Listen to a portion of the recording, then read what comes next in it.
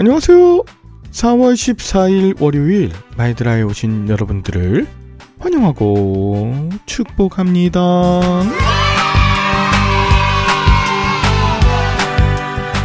오늘부터 한 주간은 고난주간이 시작됩니다. 예수님께서 고난주간에 어떤 일들을 경험하셨는지 고난주간 특별 새벽 기도회가 있게 되는데요.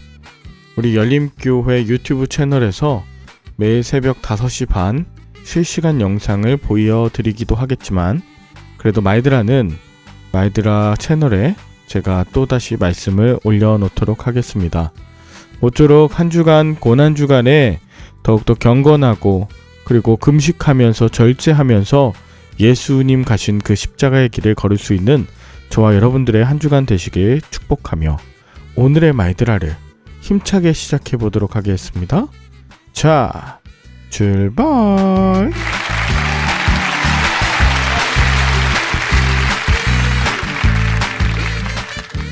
오늘은 요한복음 12장 1절부터 11절까지 나사로의 여동생 마리아가 예수님의 발 아래 향유를 부은 사건에 대해서 묵상해 보도록 하겠습니다.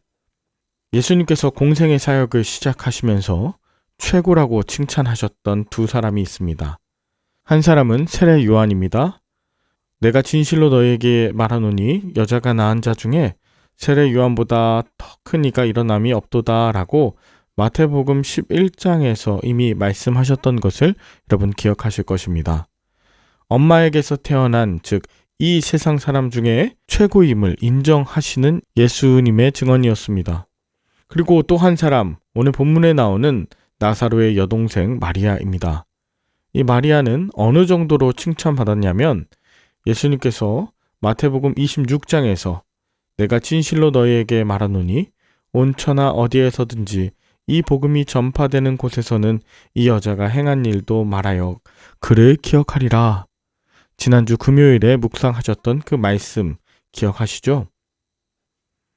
예수님께서 승천하신 후로 지금까지 복음을 전파할 때마다 언제나 이 마리아의 향유옥합 부은 것을 사람들이 기억한다.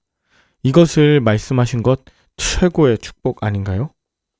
오늘 본문 7절에 보면 마리아가 예수님의 장례를 예비하기 위해서 향유옥합을 깼다는 이야기가 나옵니다.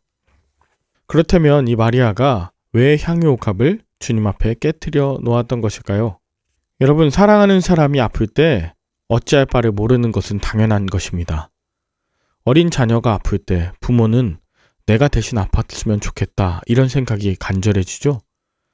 마찬가지로 사랑하는 사람이 아프면 그 아픔도 내가 대신 짊어지고 싶어하고 귀한 것을 아낌없이 내어줄 수 있습니다. 마리아는 예수님께서 십자가 고난을 말씀하실 때마다 그의 마음이 너무나도 아팠고 내가 대신 아플 수만 있다면 그 마음을 품었던 것입니다. 마리아는 예수님께 자신이 가진 가장 소중한 향유를 부어드렸습니다. 마리아에게 그 향유는 값비싼 보물이었지만 예수님이 나의 더 소중한 보물이셨기 때문에 망설임 없이 드릴 수 있었던 것이죠. 마리아는 순수한 나드 향유를 예수님의 발에 부었습니다. 이 나드라고 하는 것은 인도에서 생산되는 나드 식물의 뿌리와 꽃대에서 추출한 것입니다. 마리아는 이 값비싼 향유를 아낌없이 예수님의 발에 부어드렸습니다. 그리고 3절에 보면 자신의 머리카락으로 예수님의 발을 닦아드렸죠.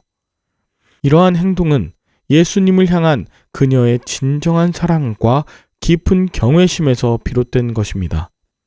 주님을 진정으로 사랑하지 않으면 우리의 소유를 기꺼이 내어드릴 수 없습니다. 드리지 못하는 이유는 사랑이 부족하기 때문인 것이죠. 그런 사람이 바로 가룟 유다입니다. 가룟 유다는 마리아의 행동을 이해하지 못했습니다. 그는 마리아의 행동을 낭비로 여겼죠. 가난한 자들을 돕는 일을 명분 삼아 마리아를 책망했지만 실제로는 가난한 자들을 생각한 것이 아니었습니다. 4절에서 6절을 보면 그는 자신의 욕망 때문에 그런 말을 했던 것이요, 또한 예수님을 사랑하는 마음이 없었기 때문에 가난한 자들을 들먹이면서 자신의 의로움을 드러내고자 했던 것입니다. 마리아는 주님을 향한 사랑이 가득했기 때문에 값비싼 향료도 아낌없이 드렸지만 욕심이 가득했던 유다는 그녀를 비난만 할 뿐이었습니다. 우리는 사랑으로 행한 다른 사람의 신앙 행위를 함부로 평가해서는 안 됩니다. 사랑에서 비롯된 헌신은 존중받아야 마땅한 것입니다. 이제 예수님이 말씀하십니다. 마리아를 괴롭히지 말라. 그녀의 행동을 당신의 장례를 준비한 그녀의 진심으로 인정하시고 또 간직하게 하라며 단순히 향유를 보관하라는 것이 아닌 그 장례 준비라는 상징적인 의미를 소중히 여기라 하셨어요. 여러분, 우리는 정말 영적으로 중요한 것에 우선순위를 두고 의미를 두며 헌신해야 합니다. 내 생각이 맞다, 이렇게 해야지 옳다라고 예수님의 마음과 상관없는 그러한 어떠한 헌신은 결국 예수님을 위한 것이 아니라 자기 만족을 위한 것이기 때문이죠. 예수님은 가난한 자들이 항상 함께 있겠지만 예수님 자신은 그들 곁에 계속 있지 않으리라 말씀하십니다. 예수님께서 이 땅에 계시는 시간이 제한되어 있음을 다시 한번 알리시는 것입니다. 그래서 그 순간 마리아가 예수님께 드린 그 헌신이 정말 귀한 것임을 다시 한번 강조하시는 것입니다. 여러분, 성도들의 삶 가운데서도 가장 중요한 것은 바로 주님과의 관계입니다. 하나님을 사랑하는 것, 그것이 가장 먼저이고 그 다음이 이웃을 향한 사랑입니다. 이러한 신앙의 우선순위를 지킬 때 다른 선행도 올바르게 행할 수 있죠. 이제 9절에서 11절까지 보니 예수님께서 나사로의 집에 머무실 때 유대인의 큰 무리가 예수님과 죽었다 살아난 나사로를 보기 위해 다 몰려들었습니다. 그러자 유대교 지도자들은 나사로까지 죽이려고 합니다. 그들은 놀라운 기적과 진리 앞에서도 믿기를 거부하며 예수님을 죽이고자 합니다. 예수님을 믿어야 할 이유를 오히려 죽여야 할 이유로 바꿔버리는 것입니다. 우리는 하나님이 주시는 이런 믿음의 기회를 놓치지 말고 겸손한 마음으로 믿고 행하기로 결단해야 합니다. 그것이 진정 고난 중에도 부활을 준비하는 사람들의 모습입니다. 여러분은 오늘 본문을 통해 무엇을 느끼셨나요? 또다시 고난 주간을 맞은 우리에게 실제로 큰 고난은 무엇일까요? 이 황금만능주의 세상에서 물질이야말로 최고의 가치이자 또 고난의 이유가 되고 있지 않습니까? 올해 고난 주간만큼은 마리아처럼 내 인생에서 예수님이 최고임을 선언합시다. 예수님이 나의 사랑의 대상임을 고백하고 결단합시다. 우리가 신앙의 우선순위를 지킬 때에 주님과의 깊은 관계가 우리의 삶을 풍성하게 하고 이웃을 돌아볼 수 있게 합니다.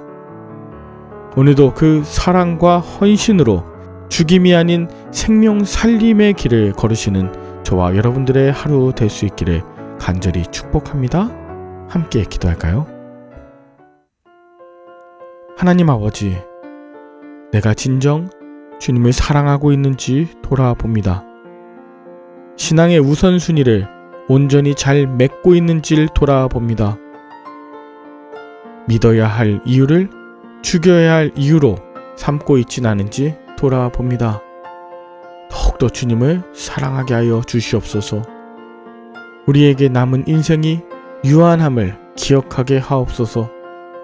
가난한 자를 위하는 것처럼 보이지만 실상은 나의 욕심과 성공에 몰두한 모습을 시간 철저하게 내어놓고 주님을 따르는 한 주간 되게 하여 주시옵기를 우리 주 예수 그리스도 이름으로 기도 올리옵나이다.